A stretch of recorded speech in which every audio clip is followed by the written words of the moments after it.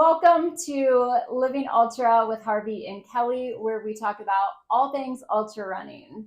Today, we're going to talk about Harvey's top 10 favorite ultras of all time that he has ran.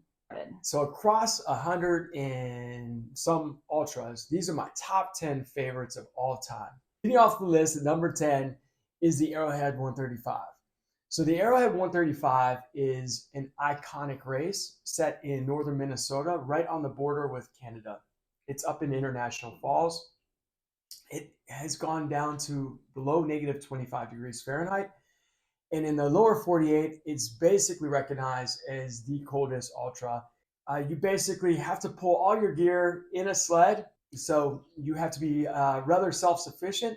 And it goes through a really pristine area on a snowmobile trail with these amazing pine trees. You cross a couple frozen lakes. It's stunning. Awesome. All right. And number 9? Number 9 is the Buck 50, which you got your shirt on. I do have my Buck 50 and shirt on. Also one of the two of the races that we've run on this list that we happen to run also together. Okay, so here we are. We are at checkpoint 10, transitioning to runner number 11, and we've got Pat that's waiting. Give me 4 seconds. Yeah. Don't forget to turn your headlamp on when you take off. And Eric is just cruising through this pretty quickly. So you got one coming quick. they're all coming quick. There he is. I love the race because it goes through some of Ohio's most pretty areas, from rural country roads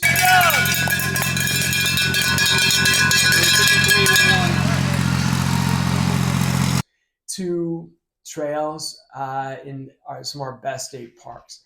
And it's so much fun to be in the team environment. If you do it as an ultra, you'll have 5 runners, each runner running about 50K, and it's for a great cause. Okay, and number 8? Number 8 on the list is the Marathon des Sables. Set in Morocco, it's a very exotic race. You're going to basically do a stage race of 6 days. And the race, you have to carry all of your own gear, including all your food for the whole week. So you have to adapt yourself. You're going to need to have gaiters because you're oftentimes running in sand on these sand dunes that sink in a couple inches or more. And it's stunning. Those sand dunes are super beautiful. So the race has definitely established itself over the last decades as one of the toughest and most fascinating races on the planet. I would like to do that one. It's on my list to do. It's exciting. And number coming in at 7? Number 7 is the Superior 100. And in our country, we definitely, ultra running, we have a 100-mile races are definitely, we've got some real prominent ones. But the Superior 100, it oftentimes is overlooked. And the Superior 100 is set in one of the most beautiful places on the planet along Lake Superior in September. It's incredibly well organized. It has a history, and you'll basically run climbing about 20,000 feet ascent and descent. It's a classic. Cool. And moving on to number 6. Number 6 is Strolling Jim. So Strolling Jim has the most iconic race director in the world in terms of ultras, that being Gary Cantrell, aka Laz Lake.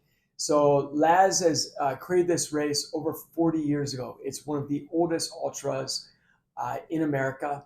And the race goes 42 miles.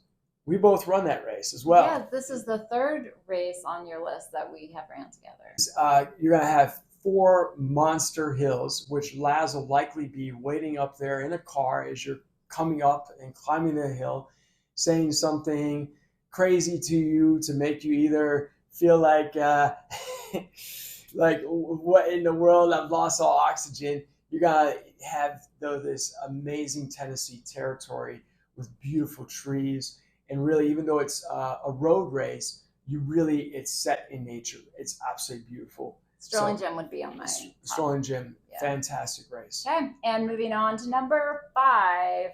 Number 5 takes us down under to Australia, specifically to Queensland, and it is Dead Cow Gully Backyard Ultra. So you will find no race in the world like this one. Basically, it's set on Tim Walsh, race director's family ranch, goes back to 1877, and it's a 4.167 backyard loop that you do repeatedly in a number of years. It's actually going to be a masters race, so it's going to attract even more runners from other countries. But it's one of, if not the largest backyard ultras in the world. I believe they're having more than 300 runners in this year's event. They set the world record in backyards last summer with Phil Gore's achievement, and it's just a really fun environment, incredible people. You'll have a blast. Okay. And number 4 on your list was a nice surprise for us. Yes, number 4 is a very special race up in Alberta, Canada, in the small town of Grand Cache. It's the Canadian Death Race. So the Canadian Death Race has been around since the early 2000s, and it basically covers about 118 kilometers or 77 miles. You have 3 sizable mountains you'll climb up and down, and it has some real technical areas. In fact, I would say in section 2, there's 5 sections or segments. I actually saw portions of it that entirely reminded me of the Barkley Marathon in terms of, like, other than the fact that it was on a trail. But it's an incredible community. You'll have an opportunity to also visit Jasper National Park and Banff National Park. So in August, this is just a dream experience. Okay, and we're getting into your top 3. So what is number 3? Number 3, some may argue should be number 1, is the Barkley Marathon.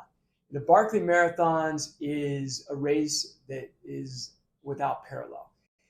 It is often seen as the toughest ultra trail race on the planet, if not any race at all. There's only been 17 finishers since 1986.